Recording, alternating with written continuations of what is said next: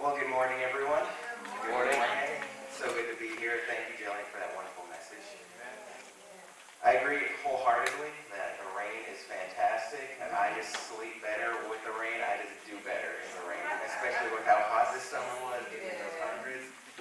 But I digress. So, 2 weeks ago when we were at Exponential, they had this thing that they did, I think it was like the second day. There was a speaker that came up and he told everyone to go around and to greet everyone. I was thinking of doing it here, but it wouldn't work the same. So he said, go around and greet all the people. He's like, take a minute and greet 4 people or something that you haven't met before. So we go around and we're like, hi. It's like, I'm Anthony, nice to meet you. I'm Anthony, nice to meet you. We greet people. And then he says, okay, everyone, now come back together. And then he says, all right, now go around and greet 4 new people as if you've known them for your entire life and they're your absolute best friend. It's like we all go around and we're like, hey, and we go and we hug each other and we just embrace each other, and just instantly you feel this connection with this person. Even though you had never met them before, you had no prior experience with them, but just in that motion of just acting as if you had already known them your entire life, you felt bonded to them. You felt close to them. You're able to embrace them when normally in our world we send our hand out. We say, hey, I'm Anthony, nice to meet you. We usually don't hug strangers.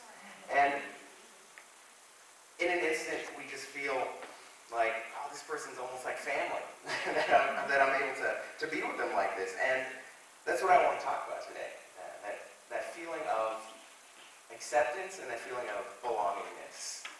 When I was a kid, I don't remember how old I was. I think I was in the kindergarten or in 1st grade.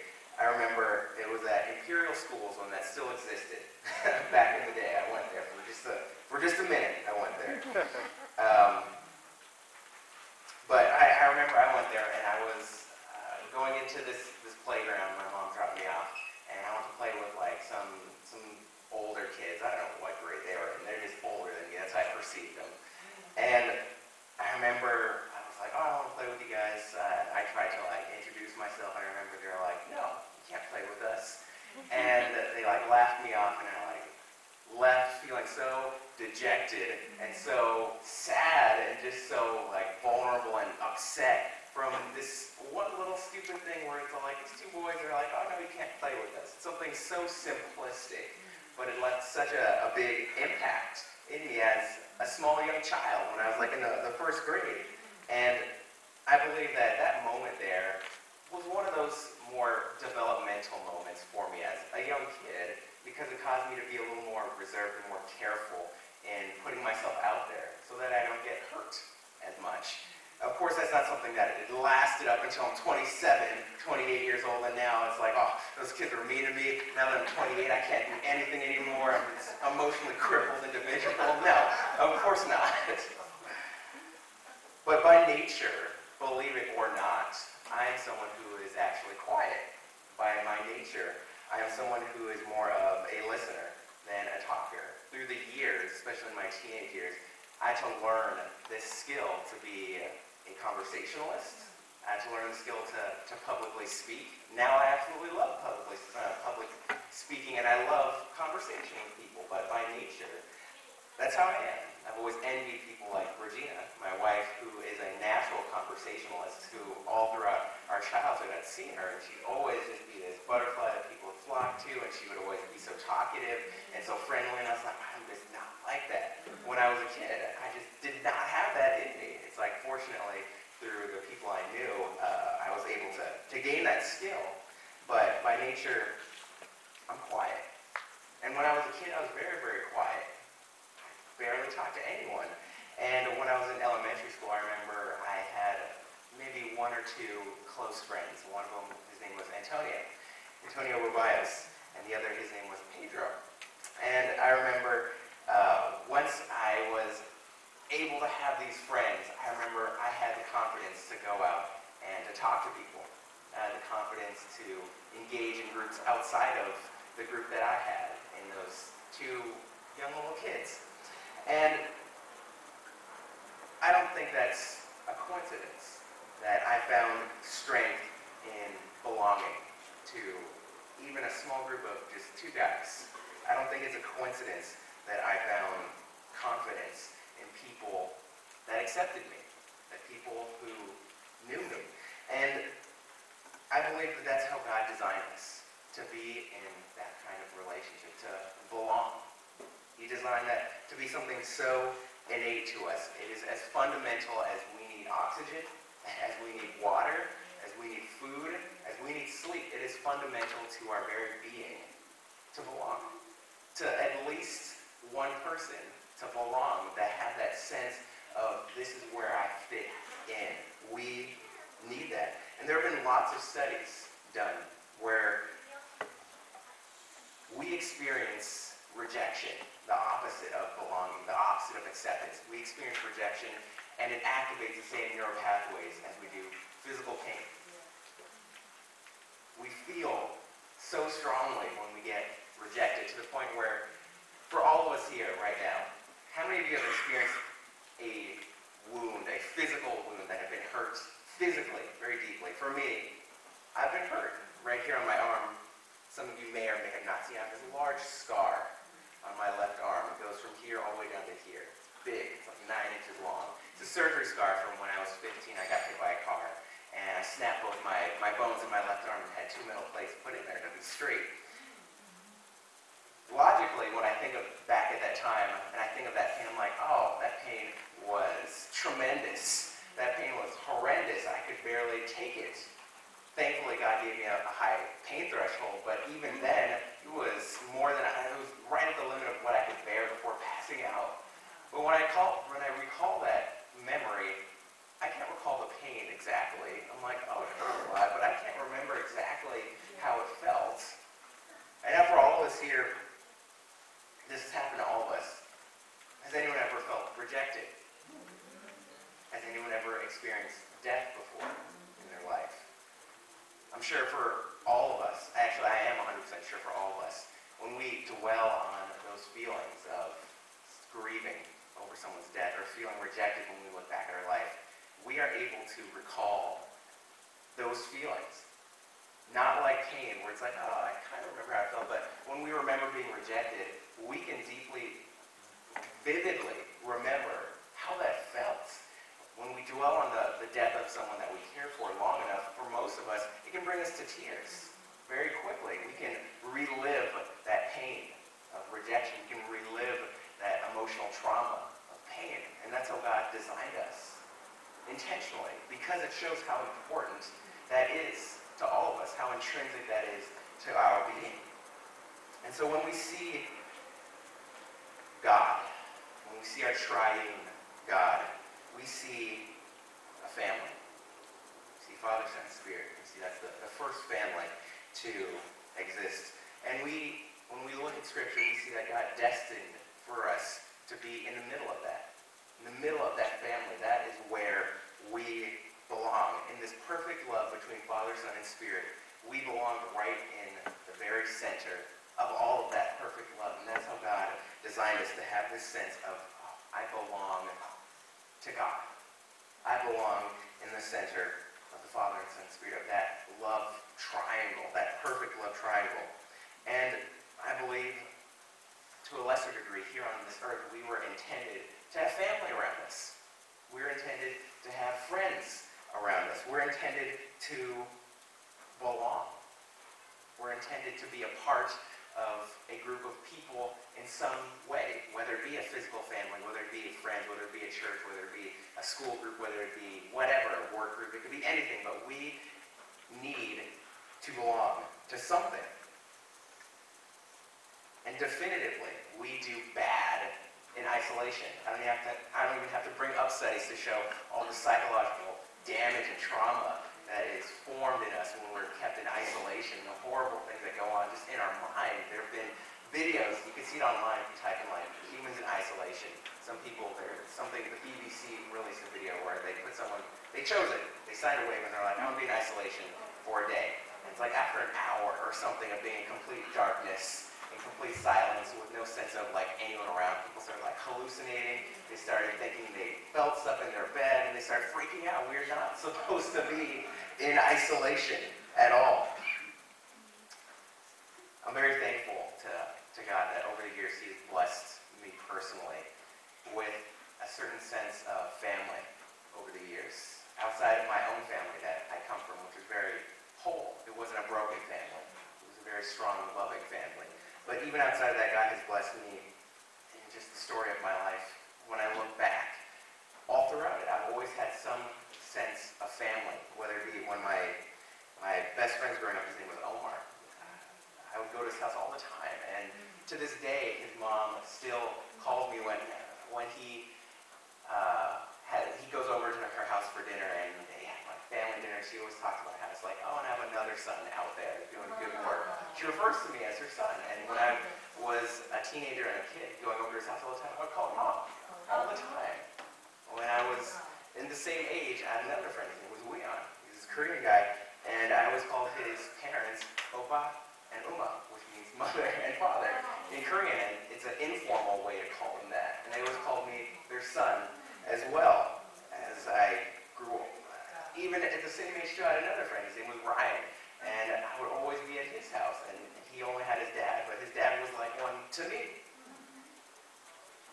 Getting older, I had another couple. Their name was Alan and Belle. They are ones who call me their son. I go there all the time. He's the owner of this thing called God Provides. It's a food bank that I used to manage them, but they call me his son. It's a joke that we have now whenever I go there to visit. That I see people, I'm like, oh, Alan, this is my dad. And they're like, really? And I'm like, oh, you can't tell the resemblance or skin color? But there's Alan and Belle. And when I came to this church, Mr. and Mrs. Johnson, Felix and Melba Johnson, they've called me since the moment I walked in, their grandson, thankfully, and they call my dad their son. There's a sense of family that I've always been blessed with. Once I moved out of my house, I had the blessing, at least from my perspective, to feel like family when I moved in with the Dizons, that they treated me like a son, that I was able to eat meals with them and talk to them whenever. And it was a sense of family that I've had. And as I grew to this current stage of life, the quote-unquote ultimate form of family, being married to Bertina, my wife. She is my family. She always will be my family. And we want to start a family one day, soon. Not yet. But just over the years, God has blessed me to always have family and friends in my life. And over the years, I've just developed this strong sense of family, this strong sense of belongingness that God has given to me. And He's shown me the importance of it. And so I want to look at Luke 19, verse 1 through 10, will be my scripture today. And it's a story that you all know. It's the story of Zacchaeus. We all know this. He even has a song after him. I'm sure many of you know it, where it's like Zacchaeus was a wee man, that song. And so before I get into reading this, we all know that it's like Zacchaeus was a tax collector, and people didn't like him. But I just want to give you some context in that he wasn't just liked. He wasn't just hated. He was reviled in society. And I just want to give you context to show why tax collectors were reviled. They were ostracized in society. They were disgusting in the sight of everyone. I mean, for the first reason, the easiest one, taxes have always existed. Nobody likes paying taxes. Straight and simple. It's like your money, you've worked hard for it. Government, whether it be the Roman Empire or the U.S. government today, takes a chunk of it. They take their cut. Nobody likes that. That's it. It's like if we stop there, that would be a reason to dislike someone, to dislike a tax collector that comes around. It's like, hey, give me 10% of what you just earned. That's lame. That hurts. It's like, I needed that. Come on. And so the people that took your taxes had a face. So that's just a reason to dislike someone. That's not a reason to hate someone. That's not a reason to be reviled, to be ostracized in society. We go forward with this and we see that tax collectors in the Bible, tax collectors in this time, they were Jews, meaning that they were traitors. They were Jews working for the Roman government. They were Jews working for the people that were oppressing them. And so it's like you see your brother, and it's like you're working for the enemy, and you're stealing money from me, and you're giving it to them in the midst of that. They were seen as traitors, as turncoats, as the enemy. How could you do this? You know what we've been through. You know our history. How could this even be a possibility for you? And so that's a reason to hate someone, but not even to revile them just yet. We have a reason to dislike them, to hate them. But it goes more. Not only were they turncoats, not only were they Jews working for the Roman government, but these were people who were dishonest. These weren't people who were like, give me 10% of your income and I'll be on my way. No, they cheated people. And it wasn't just like, hey, give me 15%.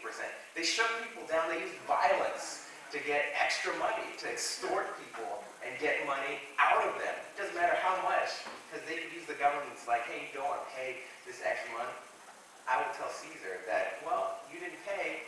I don't know what will happen to you. Maybe you'll get executed. That's on you. I don't care. They'll use whatever means necessary to get money out of the people in their cities and wherever they went to. And so they carried this with them. And another thing, on top of this, two more things on top of this, just to show how repugnant tax collectors were to Jews, that on top of this, because they stole from people, because they shook people down, because they used violence to get more money out of people, they were wealthy because of that.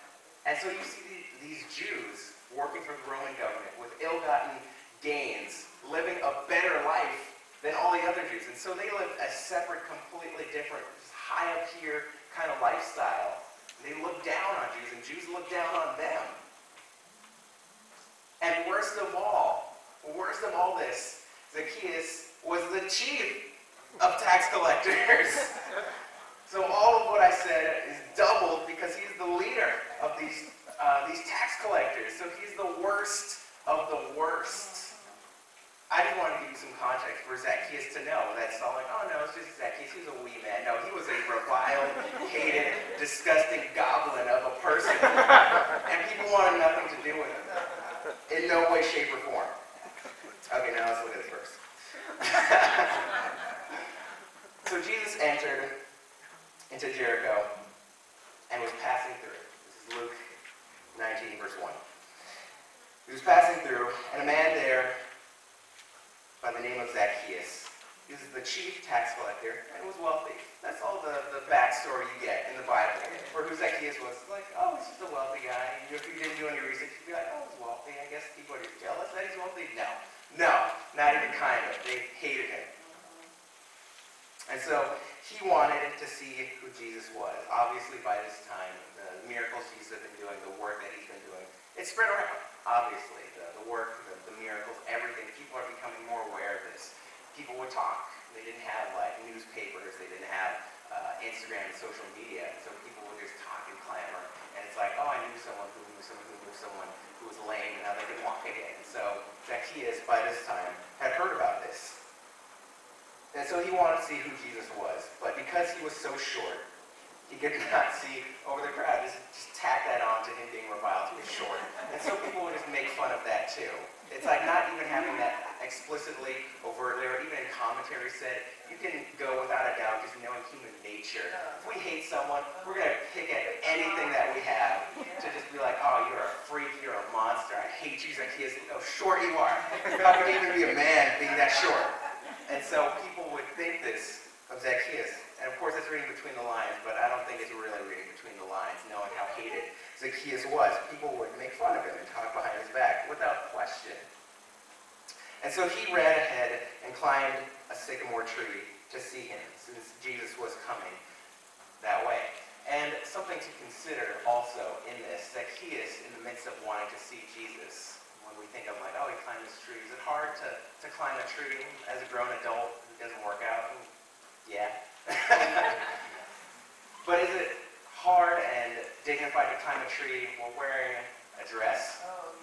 That's something also we need to consider. They didn't wear pants. They didn't have basketball shorts and some Nikes that they could wear to climb this tree. No, they had sandals and a dress that you had to hike up, and who knows what would kind of fly out while you're climbing up this tree. It was not a dignified manner to climb this tree. And people And it's like when you're climbing this tree, people see you climbing this tree, and they see the physical appearance that you garner while climbing this tree. And so it's just something more to make fun of in the midst of all this. While we're looking through this, also consider that Zacchaeus was not a dumb individual. He is not someone who's just unaware. This is going off of just human nature. We are aware when people are making fun of us. We're aware when we're disliked in a community. We're aware when we're hated. We know that. Zacchaeus, without question, knew that. The tax collectors, all of them knew that. Their greed, of course, was more important to them than their sense of community, than their sense of self. They cared more about money and all the things that came with money. But Zacchaeus understood that people hated him, of course. He shook people down all the time. He did whatever he could to get his money, and he understood that. And so he did this knowing that this is something that's going to be humiliating. This is something that people are going to talk about without question. And this is something that is going to be hard for this man who has a status in society, someone who people are afraid of. And so Zacchaeus climbs the sycamore fig tree to see Jesus, who was coming that way. And when Jesus reached the spot, he looked up and said to him, "Zacchaeus, come down immediately. I must stay at your house today." And so just that, in that instant, is Jesus telling Zacchaeus right then and there, "Hey, you belong to me. I'm coming to your house. I'm getting some food. Get down from there, dude. Let's go." And this was important in this moment because tax collectors weren't talked to. Tax collectors were avoided. You didn't want to catch the glance of a tax collector. You didn't want them to see you in any way. You would walk around. You would cross the street if you saw a tax collector. You would clutch your purse if you saw a tax collector. You would be scared of them because you don't know what they're going to do to you. But Jesus, in the midst of this crowd, calls them out. He's like, "Zacchaeus." He's like, "Come down. I'm going to your house." Like if Christ had a house that he owned, he would probably say, "Zacchaeus, come over to my house. We're eating dinner tonight." He didn't. And so he invited himself, and that's something you can only do with someone you feel close to. There's only a handful of people where I'm like, "Oh, I'm going over to your house." It's like, I'm outside. Without even like saying anything. Be like, "Hey, it's 7 a.m. I know you're waking up. I'm outside. Let's eat." There's only a few people I can do that with. There's not a lot. But Christ did that with Zacchaeus, giving him a sense of belonging to Christ. And so he came down at once and welcomed him gladly. Another instance of him treating him like he knew him, because he did. And so all the people, everyone there, saw this and began to mutter, "He's gone to be the guest of a sinner." And I like that the Bible mentioned this. This is just a note to show how much people reviled Zacchaeus, how much they despised Zacchaeus. They even added in the Bible that they muttered around. Everyone was talking when they saw this. This was like the thing of the day, if not the week, for everyone to be talking about. It's like, "Did you see Zacchaeus?" It's like, "Oh, I wish that guy would just die already. Just slip on that sycamore tree, dude, and break your neck." People were angry with him, and they saw this. They were muttering, "Jesus, you just healed my daughter, my blind daughter. You just healed this guy who had lame legs. How could you be seen with a tax collector?" And so, but Zacchaeus stood up and said to the Lord, "Look, Lord, here now I give half my possessions to the poor, and if I have cheated anybody out of anything, I will pay back 4 times the amount." In that sense of belongingness, whether earnest or not, Zacchaeus said this to Christ. And Jesus said to him, "Today salvation has come to this house because this man too is a son of Abraham. For the Son of Man came to seek and to save the lost." And so Christ accepted it. He saw Zacchaeus and he heard what he had to say, and he responded to that positively. He accepted Zacchaeus with all of his social stigma, with all of the hatred and all of the everything that came with him. He accepted him for who he was. He welcomed him. Just that sense of belonging can transform someone. Even someone like Zacchaeus. Christ never once explicitly said, Zacchaeus, I accept you over there. It's like, you're my friend over there. It's all like, all these people here, they hate you, but we're good, Zacchaeus. He never explicitly said something like that. He already assumed, hey, Zacchaeus, I'm coming to your house for dinner. Let's go.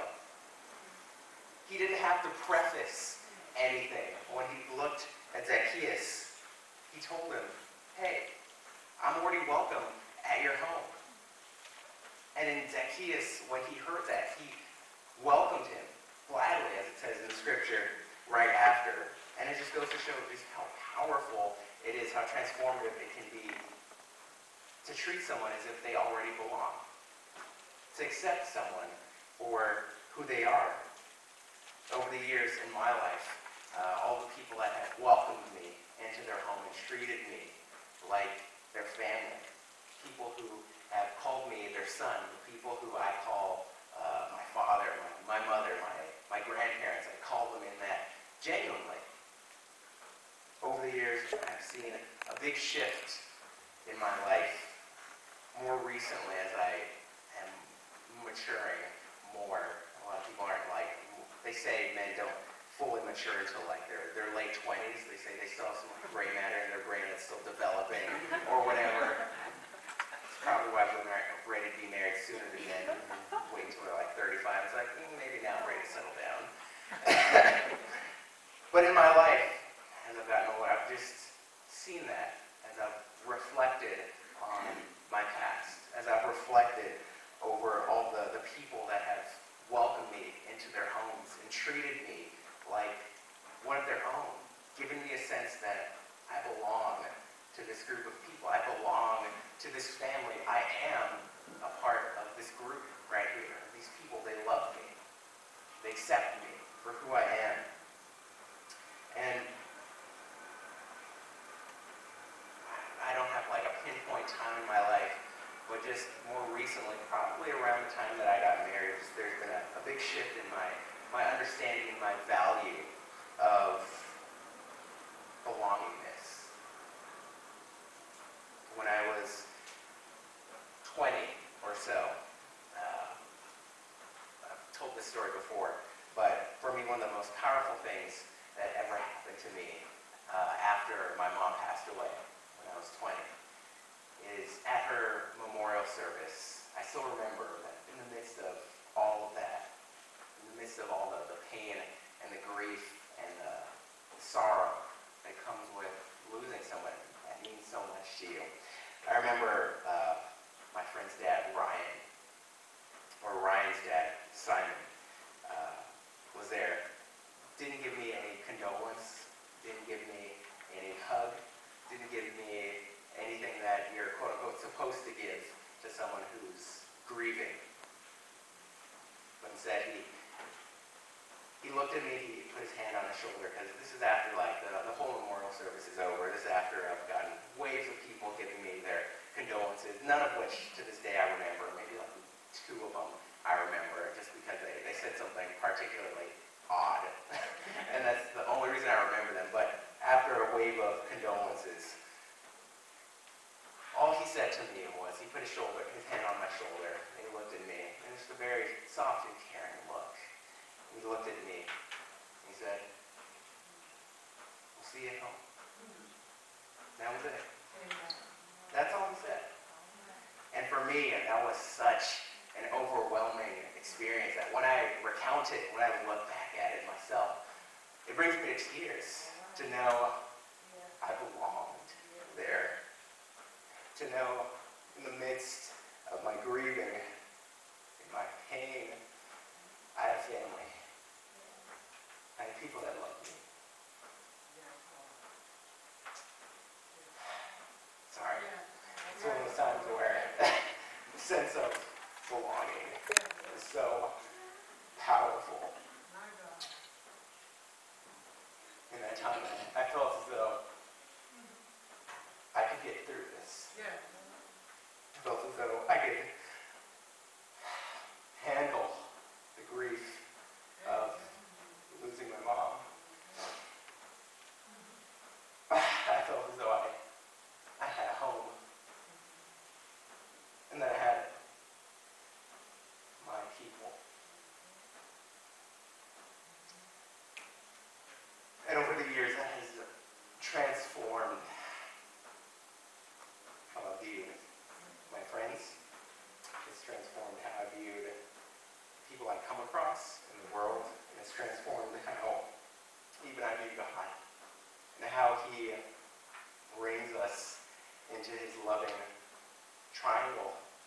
in the Spirit. And one of the most powerful things that we can do in the church, one of the most powerful things that we can do as members of the church is to make sure that not only here, but in the outside world, that we can make people feel like they belong. Because for far too long in the history of the church, we have rejected so many people. We have rejected countless people in the midst of pain, in the midst of hurt. And it's caused deep scars in people. And so the most powerful thing we can do is tell people that they belong here, that they have a family here, they have friends here, that they're safe here. And that's something I'm thankful that we here in LA have always been strong with. Ever since I've been here, we've always been so welcoming. All of the people that have come and gone, the people that have passed away, we think of them as so loving. When I think of Elnora, who's passed, I'm sure just saying that name gives everyone a flood of feelings of who she was as a person, and just all the loving, nurturing, welcoming nature that she had. I'm sure there's no disagreement there for Elnora. And so we in the church are ambassadors for Christ. And we need to embody that reality, that we belong to Christ, and that in the midst of this world of indifference, in this world of cruelty, in this world that is lonely and hurting, that we always have someone we belong to, and that's Christ. And we in the church, by extension, need to be that ambassador that says, you're welcome here, because we embody Christ here. There's a quote that I really like by Maya Angelou, where she said, people will forget what you said. People will forget what you did.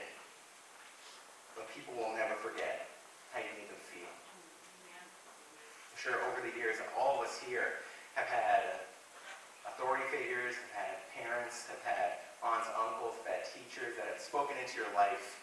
But when you go back and you recall just one person, there's not often a whole lot that we can just drudge up in a moment. But we can remember in an instant, oh, they really made me feel seen. They really made me feel validated. They really made me feel smart. They really made me feel accepted in the midst of whatever happened in the course of their life. And so, just as Christ did with Zacchaeus, where he didn't explicitly say, Zacchaeus, I accept you up in that tree. Come down here, let's go eat. He treated him already like he belonged, because he already did. And like he said to him, see you at your house. We're going to go get dinner. We're going to eat together. And so for all of us, we're called to let people know that they belong to a family, that they already have a family, that they already have a home in Christ Jesus. And we can embody that in our everyday. We can embody that to those we know and that those we don't. Even those that are socially reviled, like Zacchaeus was in his day. We let people know that they belong. And when we talk to people, how we treat them, when we say anything to someone who comes into that door, whether a guest or someone who's been here for 40 years, we should treat them as if we're saying, welcome home.